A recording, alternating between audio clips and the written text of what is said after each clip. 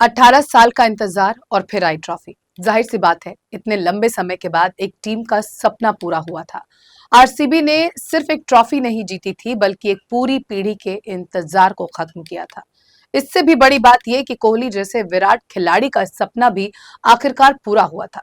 जब ट्रॉफी हाथ में आई तो हर किसी की भावनाएं उमड़ पड़ी। जीत की खुशी में जश्न की तैयारियां की गई। लेकिन आरसीबी के ऐतिहासिक जीत के बाद बेंगलुरु में हुए विजय जश्न के दौरान 11 परिवारों में मातम पसर गया।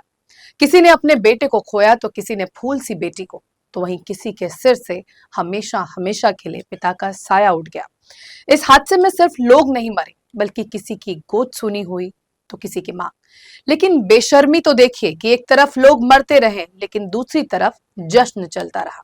नमस्कार, मैं हूं पूर्णिमा शुक्ला और आप देख रहे हैं 24 न्यूज की खास पेशकश मौत का जश्न। जी हां, चिन्नास्वामी स्टेडियम की दीवार के एक तरफ लोगों की सांसें टूट रही थी, चीखें गूंज रही थी, लोग कुचले जा रहे थे और न जाने कितनी जिंदगियां बिखर रही थी। लेकिन दीवार के उस पार जीत का जश्न जारी था। रंगारंग कार्यक्रम हो रहा था, जिसमें खुद मुख्यमंत्री शामिल थे, जबकि उन्हें लोगों की मौत की खबर पहले ही दी जा चुकी थी। बेंगलुरु में सामने आए मौत और जश्न की ये तस्वीरें शायद एक देश को शर्मसार करने के लिए काफी हैं। बुधवार की शाम चिन्नास्वामी में जो कुछ भी हुआ, वो मानवता की सारी संवेदनशीलता को तार तार कर रहा है। इसे आप अमानवता की पराकाष्ठा नहीं कहेंगे तो और क्या कहेंगे?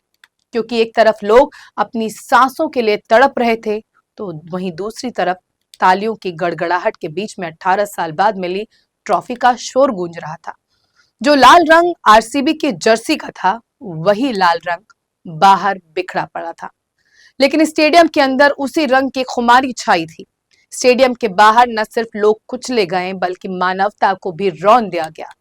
असंवेदनशीलता की जो तस्वीरें सामने आई, उससे लोगों के मन में दुख, पीड़ा है, गुस्सा भी है। लोग पूछ रहे हैं कि क्या कोई ट्रॉफी 11 जिंदगियों से ज्यादा कीमती हो सकती है? क्या कोई ट्रॉफी इतनी कीमती हो सकती है कि जब मासूमों की सांसें उखड़ रही हों, तब उसका जश्न मनाया जाए? क्या कोई जीत इतनी बड़ी हो सकती है कि मासूमों की मौत भी बेमानी लगे? क्या लोग इतने असंवेदनशील हो गए हैं कि लोगों की मौतों पर भी जश्न मनाते रहे? आज ये तमाम सवाल कर्नाटक की सरकार, आयोजकों, आरसीबी के खिलाड़ियों और हर उस शख्स से है जिसने हादसे को अनदेखा करके जश्न मनाना जारी रखा, जश्न मनाने को ज्यादा तरजीह दी। ये सवाल आज उस सिस्टम और समाज से भी है जो फैंस की चाहत और जुनून को भुनाता तो है, लेकिन उसकी जान की कीमत को भूल जाता है। 4 जून की शाम चिन्नास्वामी स्टेडियम की दीवार के इस पार और उस पार की जो 2 तस्वीरें सामने आई, वो सिर्फ 2 तस्वीरें नहीं, बल्कि देश की 2 तस्वीरें भी थी।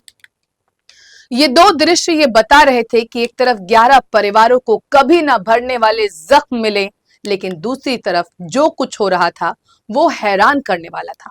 उन तस्वीरों को देखकर मन आज ये सवाल उठा रहा है कि यदि उस भीड़ में खिलाड़ियों का कोई परिवार वाला फंसा होता, उसकी जान गई होती, तो क्या जीत का जश्न वैसे ही चलता जैसे 11 मौतों के दौरान चल रहा था? क्या ऐसी ही जीत की कहानियां सुनाई जाती? कुल मिलाकर चिन्नास्वामी स्टेडियम और विधानसभा के आसपास उमड़ी लाखों की भीड़ ने जब संयम खोया, तब वहां मौजूद प्रशासन और आयोजकों की लापरवाही भी उजागर हो गई। लाखों की भीड़ आरसीबी के 18 साल में पहली बार आईपीएल ट्रॉफी जीतने का जश्न मनाने के लिए स्टेडियम में जाने के लिए उमड़ी थी। भीड़ ज्यादा थी और उससे भी ज्यादा उनका जोश था। ना भीड़ काबू में थी, ना ही उनका जुनून और पागलपन, और इसी पागलपन ने सारे सुरक्षा घेरे, शांति और संयम का बांध तोड़ दिया, जिसके बाद अफरा तफरी मच गई। कई लोग कुचले गए, कई लोग घायल हो गए और कई लोगों की हालत अभी भी गंभीर है। यह हादसा उस वक्त हुआ जब आईपीएल विजेता आरसीबी के खिलाड़ी और नेता जश्न मना रहे थे। सबसे बड़ी अमानवीयता तो ये है कि स्टेडियम के बाहर इंसान मरते रहे और अंदर आईपीएल कप का जश्न मनता रहा। जब स्टेडियम के बाहर लोग सीपीआर के लिए तरस रहे थे, लोगों की सांसें टूट रही थी, तब स्टेडियम में रंगारंग कार्यक्रम चल रहा था। जब लोगों के लिए सहारे की जरूरत थी, तब लोगों के चहेते खिलाड़ी कप को हाथों में उठाए घूम रहे थे। ये सिर्फ एक भगदड़ नहीं थी, बल्कि प्रशासनिक विफलता की एक काली स्याही है। जिन 11 लोगों ने अपनी जान गंवाई वो महज क्रिकेट प्रेमी थे, विराट कोहली के दीवाने और आरसीबी के फैंस थे। उन्हें नहीं पता था कि उनकी ये दीवानगी उन्हें अपनी जान की कीमत पर चुकानी पड़ेगी। 13 साल की दिव्यांशी से लेकर 26 साल की दिया और 21 साल का श्रवण, ये सभी उन लाखों लोगों में शामिल थे जो अपने सितारों की सिर्फ एक झलक पाने के लिए वहां पहुंचे थे, लेकिन अपनी ही जिंदगी गंवा बैठे। सबसे हैरानी की बात तो यह है कि अपने स्टार्स के आंसुओं के लिए जो लाखों लोग पागल थे, उनके दर्द से उन स्टार्स खिलाड़ियों को कोई खास फर्क नहीं पड़ा। लोग मरते रहे, तालियां बजती रहीं और फ्लाइंग किस लुटाए जाते रहे। ऐसा कैसे हो सकता है कि इन स्टार्स खिलाड़ियों को जानकारी नहीं थी, और अगर जानकारी नहीं थी तो दी क्यों नहीं गई? भगदड़ के बाद भी जश्न क्यों मनता रहा? क्यों विजयी भाषण चलता रहा और क्यों पीठ थपथपाई जाती रही? विराट कोहली को एयरपोर्ट पर रिसीव करने पहुंचने वाले कर्नाटक के उप मुख्यमंत्री डीके शिव कुमार का कहना है कि जश्न सिर्फ थोड़ी देर चला। लेकिन जरा सोचिए, लोगों की मौत के बाद अगर 1 मिनट भी जश्न मना, तालियां बजी, ठहाके लगे, फ्लाइंग किस दिए गए, तो इससे ज्यादा अमानवीयता और निर्दयता क्या हो सकती है? जब खुद सरकार एक जश्न का नेतृत्व करेगी, खेल की लोकप्रियता को भुनाने की कोशिश करेगी, भीड़ को रोकने और उसके सही प्रबंधन की जगह खुद झंडा लेकर घूमेगी, तो आम लोगों से क्या उम्मीद की जाए? जब नेता इस तरह जश्न मनाएंगे तो जनता तो उनके पीछे पागल होगी ही।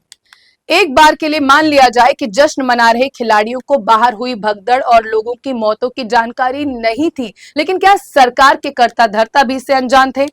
आखिर उप मुख्यमंत्री डीके शिव कुमार कप उठाने स्टेडियम के अंदर क्यों पहुंचे? उनका इस कप की जीत में क्या योगदान था? क्या क्रिकेट और आरसीबी की लोकप्रियता भुनाने के लिए उन्होंने सारी व्यवस्थाओं को दांव पर लगा दिया? जिस वक्त उन्हें भीड़ में दबते, जान गंवाते और घायल होते लोगों के साथ होना चाहिए था, उस वक्त वो आरसीबी के कप के साथ थे। जब घायलों को उठाने की जरूरत थी, तब भी के शिव कुमार कप उठा रहे थे। दरअसल बेंगलुरु में जो कुछ हुआ वो अचानक होने वाला हादसा नहीं है। इसकी भूमिका मंगलवार रात से ही तैयार हो रही थी, लेकिन उसके बाद भी शासन प्रशासन बिल्कुल सतर्क नहीं हुआ। बेकाबू भीड़ और अनगिनत लोगों को रोकने के लिए अपर्याप्त इंतजाम, ये साफ दिखाई देता है। ऐसी व्यवस्था नहीं की गई जिससे उतने ही लोग स्टेडियम तक पहुंचे जितना झेलने की क्षमता हो। और अगर इन लोगों को रोकने की व्यवस्था नहीं थी तो क्या जश्न मनाना इतना जरूरी था? इस जश्न का आयोजन कर्नाटक सरकार और वहां के क्रिकेट एसोसिएशंस ने कराया, लेकिन अब कोई भी इसकी जिम्मेदारी उठाने के लिए तैयार नहीं है। सरकार कह रही है विधानसभा के पास कोई घटना नहीं हुई, हमारी तैयारी अच्छी थी, पुख्ता थी। सरकार इसके लिए क्रिकेट एसोसिएशंस की व्यवस्था पर सवाल उठा रही है। सरकार मान रही है कि 3 लाख से ज्यादा लोग आए थे, जबकि चिन्नास्वामी स्टेडियम की क्षमता मात्र 35,000 की थी। लेकिन सरकार के पास इतनी व्यवस्था नहीं है, तो जश्न के लिए लोगों को खुला निमंत्रण क्यों दिया गया? दरअसल आरसीबी की जीत के बाद 3 जून को मंगलवार रात में सड़कों पर जमकर डांस हुआ और धीरे धीरे ये हुड़दंग और हंगामे में बदलता गया। लोग इस कदर खुमार में थे कि ट्रक रुकवाकर, उनका हॉर्न बजवाकर उस पर डांस किया जा रहा था। सोचिए ये किस तरह का पागलपन था। मंगलवार की पूरी रात बहुत से लोगों के लिए जश्न मनाते हुए निकल गई, फिर भी सुबह तक उनका जोश ठंडा नहीं पड़ा, और जब लोगों को चिन्नास्वामी स्टेडियम में जश्न की जानकारी हुई, फिर से वो सड़कों पर उतर आए। आरसीबी की विक्ट्री परेड के चलते बेंगलुरु के चिन्नास्वामी स्टेडियम के आसपास वाहनों के प्रवेश पर प्रतिबंध लगा दिया गया था। इसलिए ज्यादातर फैंस, प्रशंसक मेट्रो से स्टेडियम पहुंच रहे थे। इसके कारण दोपहर से ही एमजी रोड और कब्बन पार्क मेट्रो स्टेशन पर लोगों का मेला लग गया। यहां भी स्थिति ऐसी ही थी, न जाने कब कुछ अनहोनी हो जाए, लेकिन गनीमत ये रही कि यहाँ सब कुछ सकुशल रहा। लेकिन लोगों को जहां जगह मिल रही थी वहां पहुंच रहे थे। कुछ लोग स्टेडियम में नहीं घुस पाए तो वो पेड़ पर चढ़ गए।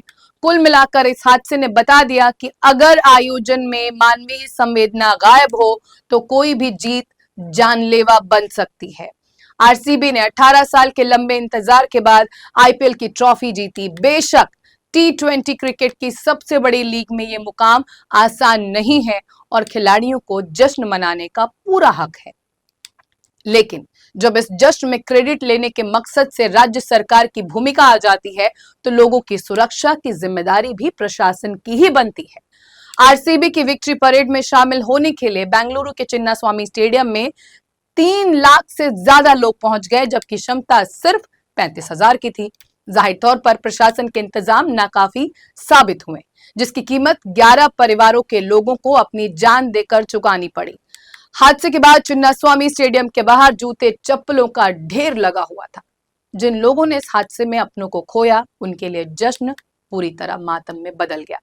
सच कहें तो कभी कभी लगता है कि इस देश में आम आदमी के जान की कोई कीमत नहीं और उनकी मौत सिर्फ एक नंबर है। सरकारें किसी की भी रही हो, मरने वाले लोग बस गुमनाम रह जाते हैं। सामने आता है तो सिर्फ आंकड़ा कि इस भगदड़ में इतने मरे, उस भगदड़ में उतने।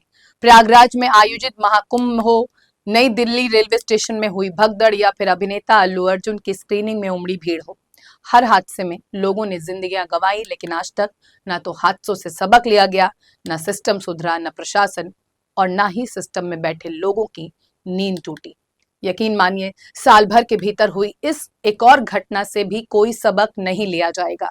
सिर्फ तेरी जिम्मेदारी, मेरी जिम्मेदारी, आरोप प्रत्यारोप और सियासत के साथ ये किस्सा भी खत्म हो जाएगा, क्योंकि इस बात का जिक्र तक नहीं किया जाएगा कि मरने वाले सिर्फ आंकड़े नहीं थे, बल्कि इंसान थे।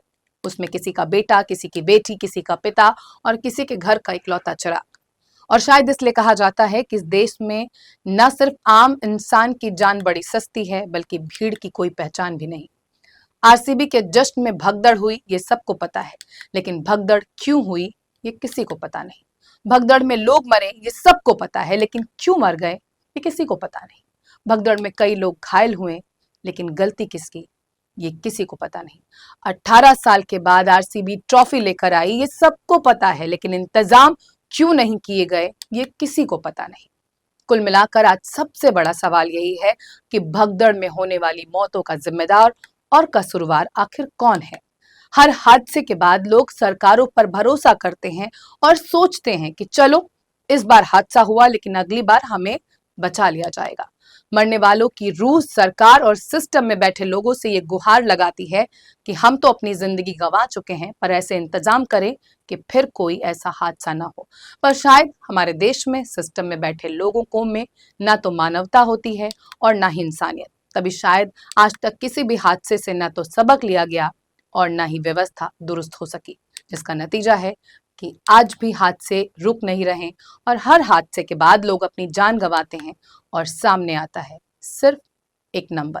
लेकिन सरकार और प्रशासन में बैठे लोगों को समझना होगा कि मरने वाले लोग सिर्फ एक नंबर नहीं, वो इंसान है।